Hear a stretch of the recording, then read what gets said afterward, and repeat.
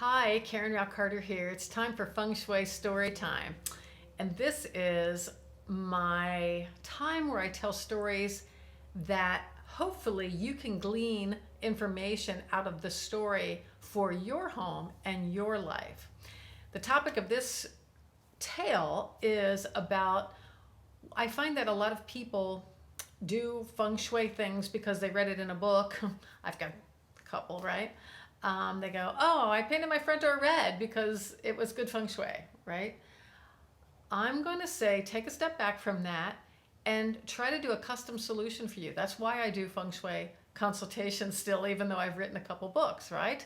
I do on-site consultations, I do telephone consultations, because what I'm about doing is listening to your complaints and where you want to go in life specifically, not about just picking stuff off of a list in a book and doing it to my house because that's good feng shui.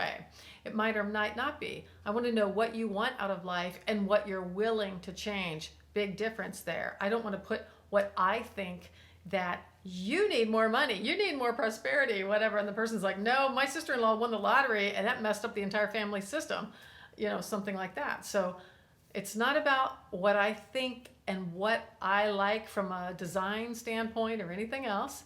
It's about coming at the situation from what do you want out of life and how can we get that environment to specifically support you. It's not my design opinions or anything like that. Although if you ask me, I can give you those as well.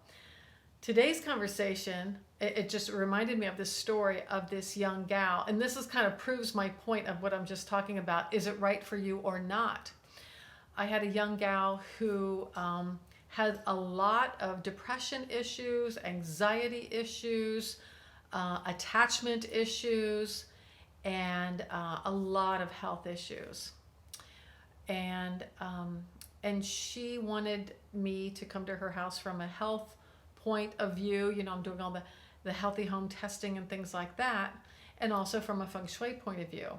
And she wanted to redo the place because she just fairly recently, 5 months or so, moved into the place and just doesn't like it and doesn't quite feel at home in the place. And so I said, well, tell me about your vision of what you want to do to this place. And she goes, well, I really like the color black, and I really like moons.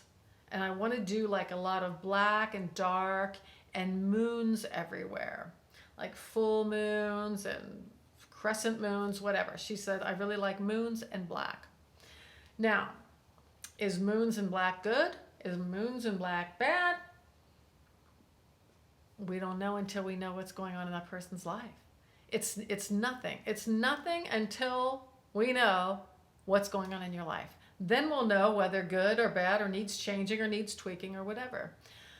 So when people are prone to depression, they usually have an over-yinned situation where they want to pull the covers up over their head, right? Everything is small, dark, inward.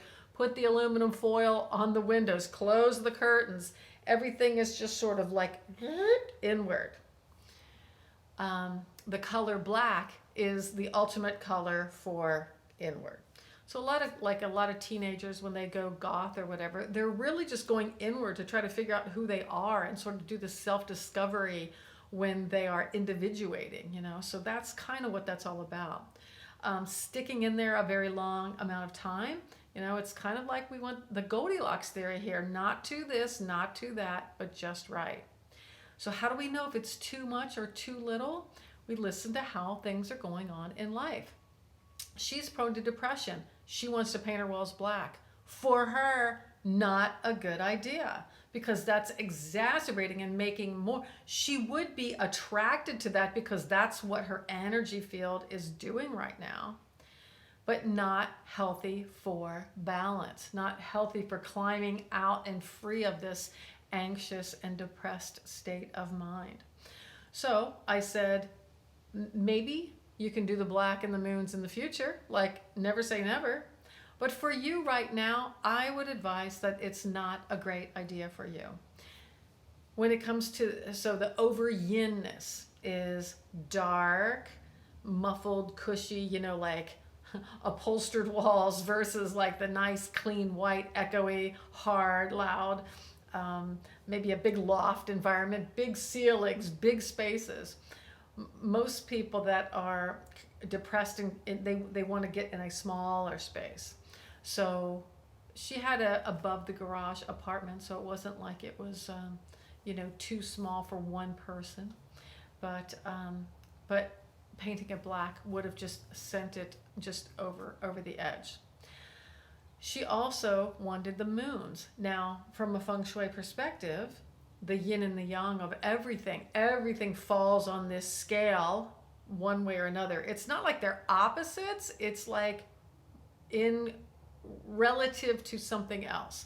So if I have a 3-watt light bulb, a 75-watt light bulb, and a giant spotlight, the little light bulb compared to the 75-watt light bulb, this would be the more yin one because it's dark, dimmer. This one would be the more yang one, which is brighter and bigger. But now when we introduce the big one of the three, the biggest of the three, what was once yang has become more yin relative to this one. So as you can see, it isn't anything specifically until you introduce something next to it. I mean, black is kind of an extreme color. It kind of, goes on the edge pretty much all the time. It's hard to get more yin than black, but, just relative to all the stuff in your house, yin and yang. Moons are considered the ultimate yin from a cosmology, planets and things, yin, moon, yang, sun. So she wanted yin, moon symbol, yin, black color, when she's already over yin, wanting to pull within. For her, not good choices. So look at, when you're reading feng shui books, think about, how this is relative to you, not just fix your house because it's good feng shui, okay? Think about what is out of balance in your world and how can we apply the 5 elements, yin and yang, maybe the bagua, maybe symbols, the 9 traditional cures of color, light, sound, moving objects, still or weighted objects, things like that, into your world to counterbalance it.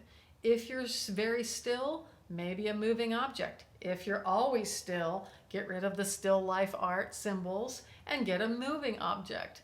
It's not that moving objects are always good and still objects are always bad. Relative to you and what's going on in your life, that's how you can decide whether it's a good feng shui cure for you or not. So people that are prone to depression, please avoid spaces that are too dark, too small, too inward. It's like people want to open up the curtains and go, we need some light in here. That's somebody that is so like counter to this over yin condition. They just can't stand being in there. And the depressed person's like, oh no, close the curtains again. So we're trying to pull them out of it by introducing more yang features in their space. Hope you can take some of those little nuggets, apply them to what you're reading in feng shui books and what you're doing to your home from a feng shui like experimental perspective. If you need help, feel free to reach out to me, support@KarenRauCarter.com. We'll put that in the link below. The KarenRauCarter.com is my website. And if you want to just start, subscribe to my YouTube channel, of course. But if you want to get some newsletter tips and some videos like this, feel free to type in, go to moveitwithkaren.com and type in your email address, and I will receive that. You'll get a free webinar on how to position yourself for success, and you'll start getting in the know with these kinds of feng shui tips when I put them out every month. All right.